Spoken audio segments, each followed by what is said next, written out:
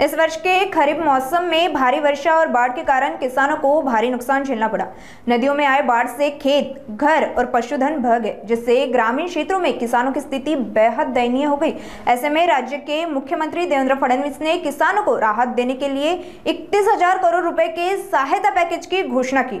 यह राज्य में अब तक घोषित सबसे बड़ा आर्थिक पैकेज माना जा रहा है। विधायक डॉक्टर रत्नाकर गुट्टे ने इस निर्णय का स्वागत करते हुए कहा कि महायुति सरकार ने किसानों को नई उम्मीद दी है।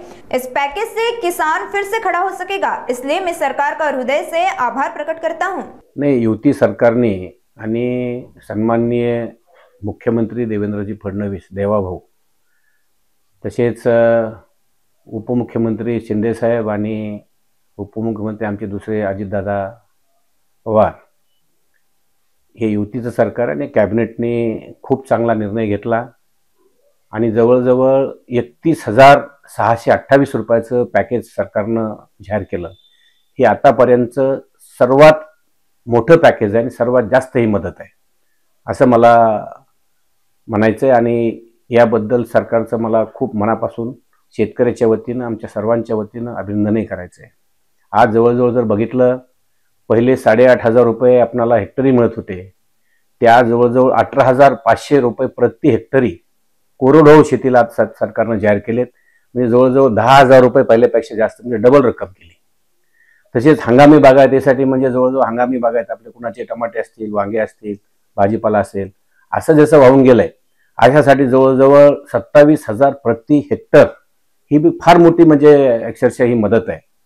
आणि जर बागायतीसाठी म्हणजे जी परमानंट बागायती आहे, संत्रा असेल, आणखी वेगवेगळे म्हणजे असतात, मोसंबी असेल, अशा पिकासाठी जवळजवळ 32,500 ची म्हणजे प्रति हेक्टरची म्हणजे मदत जाहीर केलेली आहे।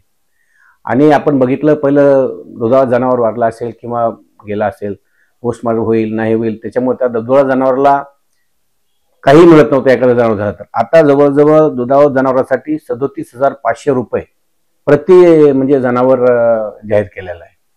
ही फार मोठी प्रमाणात मदत आहे। आणि आतापर्यंत कोंबड्यासाठी कोणी पैसे दिले का सरकारने आतापर्यंत? पण कोंबड्यासाठी प्रति कोंबडी 100 रुपये जाहीर केले सरकारने। आणि खरं पाहिलं म्हणजे खरडून गेली जी जमीन आहे, आतापर्यंत त्याचा कोणीच विचार केला नव्हता, पण आज जर बघितलं आपण तर 47,000 रुपये खरडून गेलेल्या जमिनीला कॅश पैसे सरकार देत आहे। आणि 3 लाख रुपये म्हणजे याच्या मनरेगा मार्फत 3 लाख रुपये देत आहे। म्हणजे जर समजा जमीन माती बाहेरून आणायची असेल, माती जवळपास नसणार आहे, खरडून जवळपास मातीच नाही, बाहेरून माती आणावं लागेल, ते शेत जर बरोबर बनवायचं असेल तर त्यासाठी मनरेगामधून जवळजवळ 3 लाख रुपयाची मदत, अशी एकूण 3,47,000 रुपये प्रति हेक्टर खरडून गेलेल्या जमिनीसाठी सरकारनं दिलेत। आणि दुसरा जर विचार केला आपला तर विहिरीतील गाळ काढण्यासाठी, आतापर्यंत विहिरीतून गाळ काढण्यासाठी कोणी पैसे दिले नाही, पण विहिरीतून जर गाळ गेला असेल तर त्याला 30,000 रुपये प्रति विहीर हे सरकारनं जाहीर केलेलं आहे।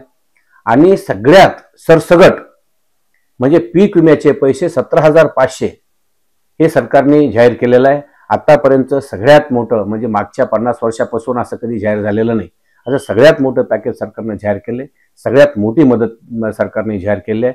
त्यामुळे या युती सरकारचं मी मनापासून स्वागत करतो। आमच्या शेतकऱ्याच्या वतीनं, माझ्या जिल्ह्याच्या वतीनं, माझ्या मतदारसंघाच्या वतीनं खूप खूप आभार करतो। धन्यवाद।